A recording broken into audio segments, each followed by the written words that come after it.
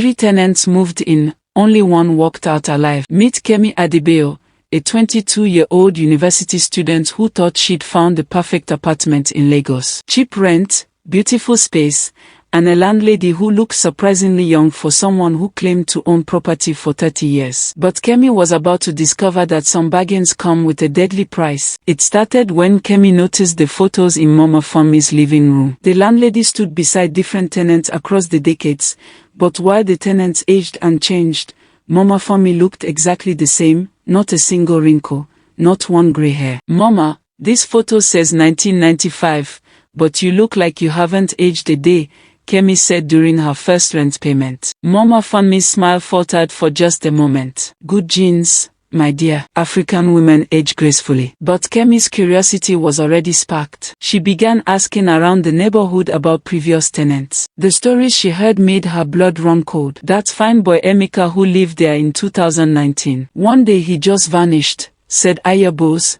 the local food vendor. "Left everything behind, clothes, phone, even his car. And that beautiful girl Adoni before him," added another neighbor, shaking her head. "Came to pay rent one evening, never came back home." Kemi's hands trembled as she realized the pattern. Every few years, a tenant would disappear without a trace, always after paying rent directly to Mama Funmi. That night, Kemi decided to investigate. She crept to Mama Funmi's section of the compound and peered through a crack in the curtains. What she saw made her knees buckle. Mama Funmi sat before a mirror, but her reflection showed a withered old woman with hollow eyes and papery skin. On the table beside her were personal items, Emeka's watch, Adoni's jewelry, and others she didn't recognize. But most horrifying of all was the small clay pot that seemed to pulse with an otherworldly energy. Suddenly, Mama Funmi spoke to the mirror. "The girl suspects something. Should I take her now, or wait until month end like the others?" The reflection's mouth moved independently.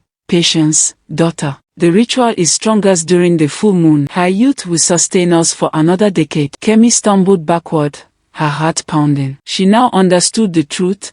Mama Funmi was using dark magic to steal the life force of her tenants, maintaining her youth by draining theirs until they withered away to nothing.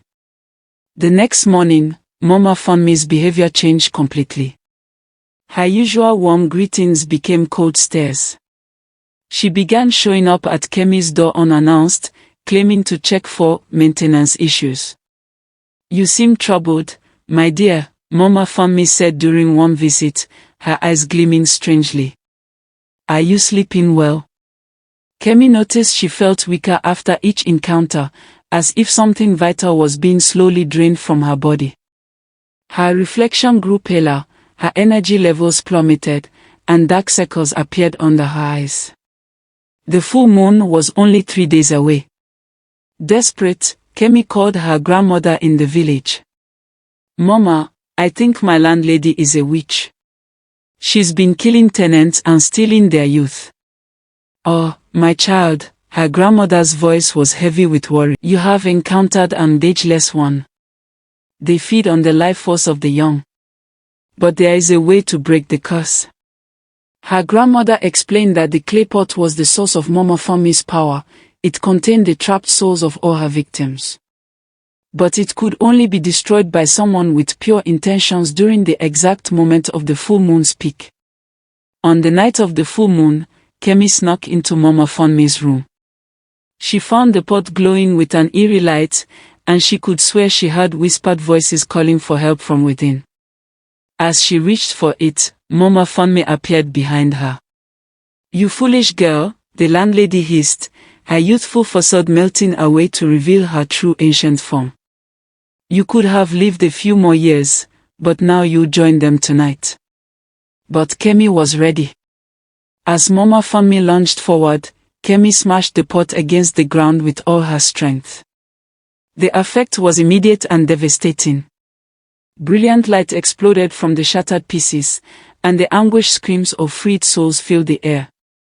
Mama Funmi aged rapidly before Kemi's eyes, decades of stolen time catching up with her in seconds until she crumbled to dust. From the broken pot emerged the translucent figures of Emeka, Adoni, and dozens of other victims, their faces peaceful at last as they faded into the light. Kemi learned that night that some deals are too good to be true, and that evil often hides behind a beautiful facade. She also discovered the power of listening to elders' wisdom and trusting her instincts when something feels wrong. As she packed her belongings the next morning, ready to find a new home, Kemi whispered a prayer for all those who hadn't been as fortunate as she was. The compound stood empty now, but the neighborhood finally knew peace.